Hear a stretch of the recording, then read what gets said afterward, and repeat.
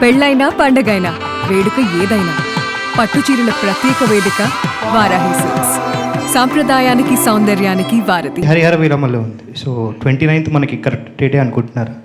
అదే 28 హరిహర వీరమలు ఉందో లేదో వేణుగోపాల్ నన్ను అడగాలి. వేణుగోపాల్ గారు ఇంకా అయితే ఉందని చెప్పాలని నాకు. ఆయన ఉందని చెప్తే మేము రామండి. అంటే ఆల్రెడీ పోస్టర్లు అవన్నీ పడ్డాయి కదా. ఓకే, హరిహర వీరమలు కళ్యాణ్ గారి సినిమా రిలీజ్ ఉంటే మేము రాము. ఆ రోజు 29th రిలీజ్ ఉండదు మ్యాట్. హరిహర వీరమల లేకపోతేనే ఈ మ్యాట్ సినిమా రిలీజ్ చేస్తాం. మరి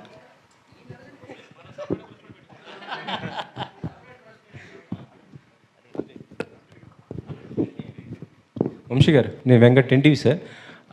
టీజర్లో ఫస్ట్ 116లో చదివించారన్నారు, ఏంటి సార్ అది? సినిమా ఖర్చు ఎక్కువైపోయింది, ఇంకా డబ్బులు లేక లాస్ట్లో తక్కువ చదివించాలి. లేదు సార్, అనౌన్స్మెంట్ అయింది, ఇంకా మా దగ్గరకు రాలేదు. 116 మీ ముఖంగా అడుగుతున్నా.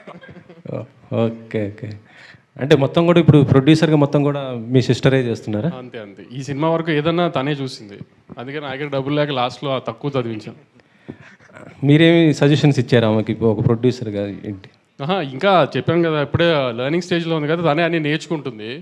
ఇప్పుడు మా సజెషన్స్ అన్ని కళ్యాణ్కి ఉంటాయి, కానీ తనకి ఇచ్చేం లాభం? కళ్యాణ్కి ఇవ్వాలి. ఇప్పుడు ఈ ప్రెస్ మీట్ తర్వాత ఇంకా ఇవ్వాలి. మైక్ పట్టుకుని బ్లాక్ బస్టర్లు 10 times ఉంటాయి. ఈ అతిలే వాగద్దని ఎన్నిసార్లు చెప్పినా మనకు ఆగట్లేదు కదా అసలు. అది ఈ డైరెక్టర్ మైక్ పట్టుకుని బ్లాక్ బస్టర్లు వాగద్దని 100 సార్లు చెప్పా అసలు. లేదండి, ఇంతవరకు చెప్పలే, బట్ ఇప్పుడు తీసుకుంటాం. ఇప్పుడు వంశాన్ని వచ్చి ఏదో ఒకటి అనకపోతే మేమే అనాలి అన్న ఒక మాట మీ సైడ్ నుంచి ఒకటి. సితార అంటేనే బ్లాక్ బస్టర్ సార్, ప్రతిది కూడా. ఇప్పుడు సినిమా చూసి మీరు బ్లాక్ బస్టర్ అని చెప్పిన తర్వాత ఆ రోజు సాయంత్రం మనం మాట్లాడుకుంటే బాగుంటుంది. ఆ రోజు బ్లాక్ బస్టర్ అంటే మేమందరం కూడా చెప్తాం. ఇప్పుడు ఎందుకు ఎన్ని మంచి సినిమా తీసా మీరు వచ్చి ఖచ్చితంగా నవ్వుకుంటారు, అంతవరకు చాలు కదా. ఈ బ్లాక్ బస్టర్లు ఎన్ని ఎందుకు? మళ్ళీ రేపు ఏమన్నా అయిందనుకో అతనే తిడతారు. అన్నీ అలవాట్లేదు కదా మీకు, మాకంటే బాగా అలవాటు, అతనికి అలవాట్లేదు కదా ఇవన్నీ. మాకంటే ముందు మీరు చూసే ఉంటారు కదా, ఎలా అనిపించింది? అతను చెప్పినట్టు ఈసారి కూడా కథ ఏం ఉండదు. అలాంటి ఏం ఎక్స్పెక్టేషన్ రాయకండి. మళ్ళీ హైస్ కథలో ఈ లూప్లు ఏం ఉండవు. 2 గంటలు నవ్వుకుంటానికే రండి అంతే.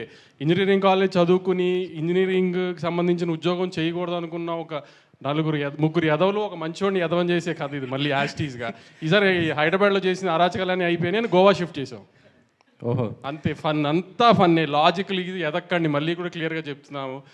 ఇదేంటి దీంట్లో ఇది మిస్ అయింది అది మిస్ అయింది అని మళ్ళీ డైరెక్టర్ని ప్రొడక్షన్ హౌస్ని అనడానికి ఏం లేదు. మేమే చెప్తాం అసలు కథ లేదు, నవ్వుకుంటానికే రండి. 4 ఫ్రెండ్స్ హ్యాపీగా ఎంజాయ్ చేసి చూడటానికే రండి అంతే. ఓకే.